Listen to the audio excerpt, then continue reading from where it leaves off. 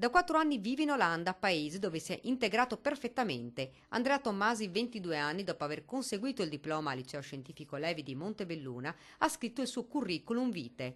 Alla voce Lingue Parlate ha scritto il Veneto, attirando l'attenzione del direttore dell'Hotel 5 Stelle Extra Lusso Ramanda nel paese dei tulipani.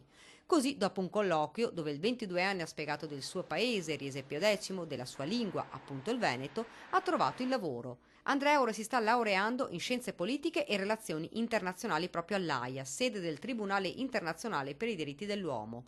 Il lavoro all'hotel gli ha permesso di continuare gli studi ed ora potrà cercare un'altra occupazione. Il ragazzo ha sempre mantenuto un rapporto prediletto con la sua terra e dice: per un veneto non c'è niente di strano nel far comparire nel proprio curriculum europeo alla voce lingue parlate il veneto. Ho imparato a scuola continua il tedesco, lo spagnolo e l'inglese e al lavoro l'olandese. Non capisco perché dovrei omettere la lingua che parlo a casa e con la quale sono cresciuto.